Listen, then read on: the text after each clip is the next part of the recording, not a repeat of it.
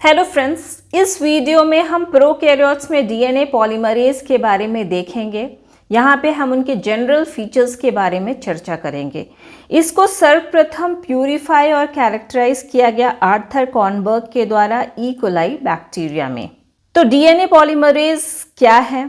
DNA polymerase group of enzymes होते हैं जो कि डीएनए रेप्लिकेशन के समय टेम्पलेट स्ट्रैंड को यूज करके नए डीएनए स्ट्रैंड के सिंथेसिस को कैटालाइज करता है। ये न्यूक्लियोसाइड ट्राइफॉस्फेट से डीएनए मॉलिक्यूल्स के सिंथेसिस को कैटालाइज करता है। न्यूक्लियोसाइड ट्राइफॉस्फेट डीएनए के मॉलिक्यूलर प्रीकर्सर्स होते हैं। आइए हम डीएनए पॉलीमरेज के फंक्शंस को देखते हैं। इसका मेन फंक्शन है डीएनए का रेप्लिकेशन। सेल डिवीजन के दौरान डीएनए पॉलीमरेज डीएनए कंटेंट को डुप्लीकेट और रेप्लिकेट करते हैं ताकि हर डॉटर सेल को इक्वल अमाउंट ऑफ डीएनए मिल सके। तो इस तरह से यह एक जनरेशन से दूसरे जनरेशन में जेनेटिक इंफॉर्मेशन को मेंटेन और ट्रांसफ़र करता है। दूसरा है रिपेयर। ये जेनोम के इंटीग्रिटी को मेंटेन करता है, यानी कि इसके एक्चुअलिटी को बनाए रखता है। तो अब प्रश्न उठता है कि डीएनए पॉलीमरेज काम कैसे करता है। इसका मेन फंक्शन है डीएनए का रेप्लिकेशन। एग्जिस्टिंग डीएनए स्ट्रैंड को टेम्पलेट की तरह रीड करके दो नए स्ट्रैंड्स क्रिएट करता है जो एग्जिस्टिंग स्ट्रैंड्स की तरह होते हैं। इसके द्वारा जो केमिकल रिएक्शन कैटालाइज्ड होता है वो इस तरह से है। डीएनए स्मॉल एन, यहाँ एन रिप्रेजेंट कर रहा है number of deoxyribose nucleotide triphosphate जो कि डीएनए मॉलिक्यूल में है। अगर उसमें एक और डीऑक्सीराइबोज न्यूक्लियोटाइड ट्राइफॉस्फेट ऐड होता है तो डीएनए मॉलिक्यूल में बेसिस की संख्या एक से इंक्रीज हो जाती है, इसलिए हम इसे n+1 से रिप्रेजेंट करते हैं और इनऑर्गेनिक फॉस्फेट रिलीज होता है। तो इस तरह का chemical reaction DNA polymerase enzyme के द्वारा कैटालाइज्ड होता है। नए स्ट्रैंड के सिंथेसिस या अगर हम डायरेक्शन ऑफ रेप्लिकेशन की बात करें तो यह हमेशा 5' 3' होता है, क्योंकि डीएनए पॉलीमरेज हमेशा 3' एंड पे न्यूक्लियोटाइड को ऐड करता है और ये एक बार में एक न्यूक्लियोटाइड ऐड करता है। इस वजह से डॉटर स्ट्रैंड की डायरेक्शनलिटी होती है 5' to 3' जो कि टेम्पलेट के डायरेक्शन से ऑपोजिट होता है, जो कि 3' to 5' है। और इस टेम्पलेट के अलोंग ही डीएनए पॉलीमरेज मूव करता है। फलस्वरूप जो रिजल्टेंट डबल स्ट्रैंडेड डीएनए है उसमें दो एंटी पैरेलल स्ट्रैंड्स होते हैं। इसे हम इस डायग्राम से समझ सकते हैं। यह है पेरेंटल स्ट्रैंड, इसका 5' to 3' इस डायरेक्शन में है और इसका 5' to 3' इस डायरेक्शन में है। तो ये आपस में एंटी पैरेलल है। डीएनए रेप्लिकेशन के समय दोनों स्ट्रैंड सेपरेट होते हैं और नए स्ट्रैंड की सिंथेसिस होती है। तो अब जो पेरेंटल स्ट्रैंड है वो टेम्पलेट की तरह काम करते हैं, जिसे यूज करके डीएनए पॉलीमरेज 3 नए स्ट्रैंड की सिंथेसिस करता है। तो डीएनए पॉलीमरेज 3 हमेशा 3' एंड पे न्यूक्लियोटाइड्स ऐड करता है। तो इसकी वजह से जो नए स्ट्रैंड की सिंथेसिस होती है उसकी डायरेक्शनलिटी होती है 5' to 3', जो कि लीडिंग स्ट्रैंड के लिए इधर है और इस स्ट्रैंड के लिए इस डायरेक्शन में है। तो जब डीएनए का रेप्लिकेशन कंप्लीट हो जाता है तो एक डीएनए मॉलिक्यूल से दो डीएनए मॉलिक्यूल्स बन जाते हैं और हर डीएनए मॉलिक्यूल में एक पेरेंटल स्ट्रैंड होता है और एक न्यूली सिंथेसाइज्ड स्ट्रैंड होता है और ये दोनों आपस में एंटी पैरेलल होते हैं। साथ ही जो दो डीएनए मॉलिक्यूल्स बने वो एक दूसरे के एग्जैक्टली आइडेंटिकल होते हैं। डीएनए पॉलीमरेज हमेशा 3' OH ग्रुप पे ही न्यूक्लियोटाइड्स को ऐड कर सकता है, जिसकी वजह से यह नए स्ट्रैंड के सिंथेसिस को इनिशिएट नहीं करता है। इसे नए स्ट्रैंड के सिंथेसिस के लिए प्राइमर की आवश्यकता होती है जो 3' OH ग्रुप प्रोवाइड करता है, जिस पे डीएनए पॉलीमरेज नए न्यूक्लियोटाइड्स ऐड करता है। अब एक टर्म है प्रोसेसिविटी। तो डीएनए पॉलीमरेज टेम्पलेट स्ट्रैंड से एसोसिएट करके न्यूक्लियोटाइड्स ऐड करता है। तो डीएनए पॉलीमरेज पर एसोसिएशन जो average number of nucleotides add करता है उसे डीएनए पॉलीमरेज की प्रोसेसिविटी कहते हैं। रेप्लिकेशन एक हाईली एक्यूरेट प्रोसेस है। यहाँ दो मैकेनिज्म्स होते हैं जिसके द्वारा डीएनए पॉलीमरेज यह एंश्योर करता है कि डीएनए मॉलिक्यूल में किसी तरह का एरर न आए या एरर ना हो, जिसमें पहला है डीएनए पॉलीमरेज के एक्टिव साइट की ज्योमेट्री। इसके एक्टिव साइट की ज्योमेट्री इस तरह की होती है कि यह सिर्फ करेक्ट न्यूक्लियोटाइड बेस पेयर को ही फिट करता है, लेकिन फिर भी इनकरेक्ट न्यूक्लियोटाइड्स ऐड होते हैं 10⁴ to 10⁵ न्यूक्लियोटाइड्स के बाद, जो कि एक रेयर इवेंट है। दूसरा मैकेनिज्म है डीएनए पॉलीमरेज की 3'5' एक्सोन्यूक्लियस एक्टिविटी, जिसे कि हम प्रूफ रीडिंग भी कहते हैं। आइए हम डीएनए पॉलीमरेज के 3'5' एक्सोन्यूक्लियस एक्टिविटी या प्रूफ रीडिंग को समझते हैं।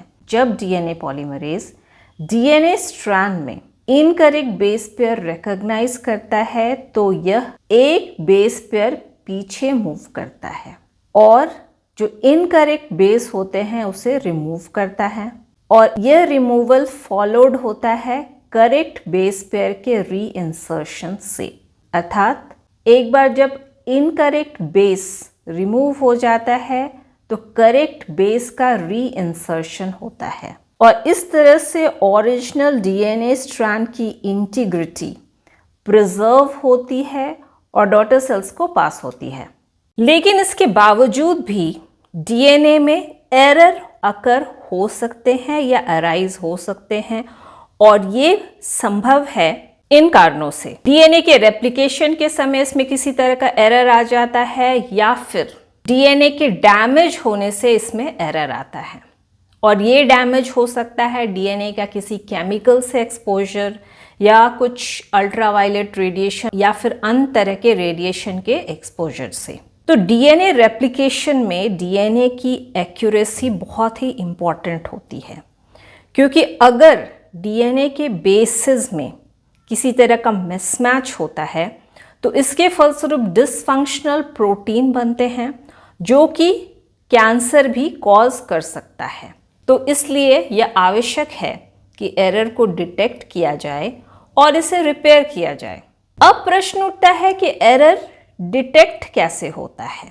तो इसमें डीएनए का शेप और बेसिस के बीच इंटरैक्शन कंट्रीब्यूट करते हैं, या इसकी वजह से एरर डिटेक्ट किया जा सकता है।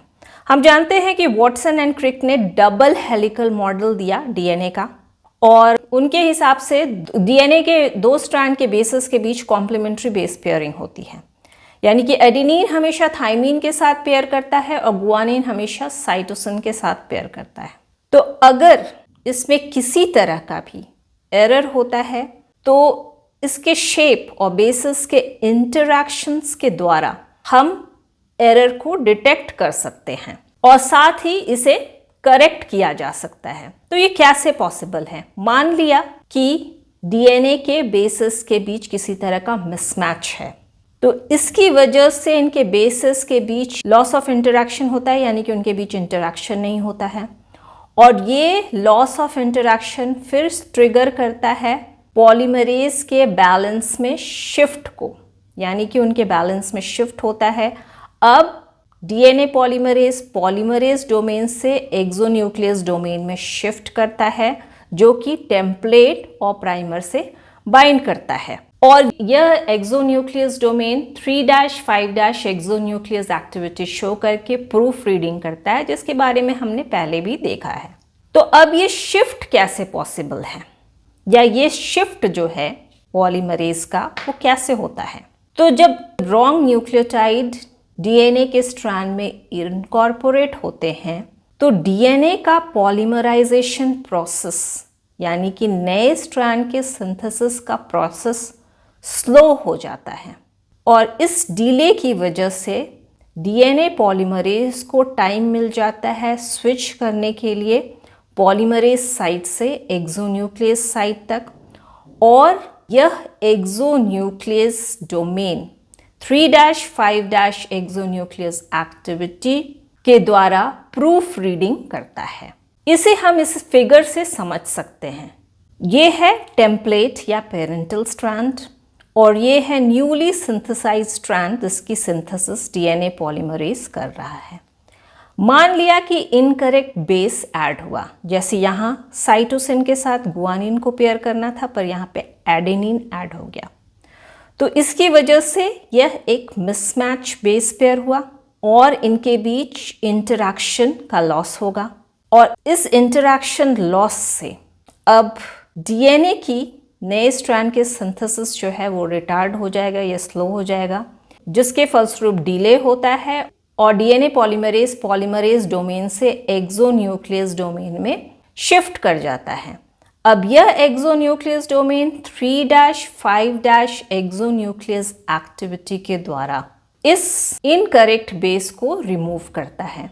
यह एक बेस बैकवर्ड जाके इसका एक्सिजन करता है और उसके बाद फिर करेक्ट बेस का एडिशन होता है। तो इस तरह से DNA polymerase proof reading activity के द्वारा इनकरेक्ट बेस को रिमूव करके करेक्ट बेस को ऐड करता है और डीएनए रिपेयर होता है। कुछ अन्य मेथड के द्वारा भी डीएनए का रिपेयर होता है। DNA polymerase post replication repair of DNA में भी इन्वॉल्व होता है। मतलब ये डीएनए के रेप्लिकेशन के बाद भी अगर इसमें किसी तरह का भी एरर होता है, किसी तरह का भी डैमेज होता है, तो डीएनए पॉलीमरेज इसको रिपेयर करता है। अब डीएनए रिपेयर का एक और मेथड है ट्रांसलीशन सिंथेसिस। तो कभी कभी डीएनए में किसी तरह की क्षति हो जाती है या डैमेज हो जाता है, जिसे हम लीजन कहते हैं, जिसके फलस्वरूप रेप्लिकेशन फोक रुक जाता है, यानी कि नए स्ट्रैंड की सिंथेसिस स्टॉप हो जाती है। उस केस में कुछ स्पेशलाइज्ड पॉलीमरेजेस जैसे पॉलीमरेज 4 और पॉलीमरेज 5 इस डैमेज को पास करके डीएनए स्ट्रैंड की सिंथेसिस को कंटिन्यू करते हैं। इस तरह की प्रोसेस को हम ट्रांसलीशन डीएनए सिंथेसिस कहते हैं और इन पॉलीमरेज को हम ट्रांसलीशन डीएनए पॉलीमरेज कहते हैं। तो इसके फलस्वरूप डीएनए के डैमेज को रिपेयर होने के लिए एडिशनल टाइम सेल को मिल जाता है और एक बार जब रिपेयर का प्रोसेस कंप्लीट हो जाता है तो रेप्लिकेज एंजाइम फिर से रिटर्न करते हैं और जेनोम के डुप्लीकेशन को कंप्लीट करते हैं। इसे हम डिटेल में इस फ्लो चार्ट से समझते हैं। मान लिया कि डीएनए में किसी तरह का लीजन या डैमेज एनकाउंटर हुआ रेप्लिकेशन के दौरान, तो इसकी वजह से रेप्लिकेशन फोक रुक जाता है, मतलब नए स्ट्रैंड की सिंथेसिस स्टॉप हो जाती है। डीएनए पॉलीमरेज 3 का फिर डिसोसिएशन होता है और इसे रिप्लेस करते हैं ट्रांसलीशन डीएनए पॉलीमरेज जैसे डीएनए पॉलीमरेज 4 और डीएनए पॉलीमरेज 5। ये ट्रांसलीशन डीएनए पॉलीमरेज फिर इस लीजन या डैमेज के अक्रॉस डीएनए के स्ट्रैंड की सिंथेसिस करते हैं, मतलब इस डैमेज को पास करके डीएनए के स्ट्रैंड के सिंथेसिस को कंटिन्यू करते हैं। इसके वजह से इस डैमेज को रिपेयर करने के लिए सेल को एडिशनल टाइम मिल जाता है और एक बार जब रेप्लिकेशन कंप्लीट हो जाता है तो रेप्लिकेज डीएनए पॉलीमरेज 3 जो कि मेन रेप्लिकेटिव एंजाइम है वो फिर से वापस आते हैं और जेनोम के डुप्लीकेशन को कंप्लीट करते हैं। तो ये थी आज की वीडियो। अगर आपको ये वीडियो पसंद आई हो तो इसे लाइक करें, शेयर करें और मेरे चैनल को सब्सक्राइब करना न भूलें। Thank you.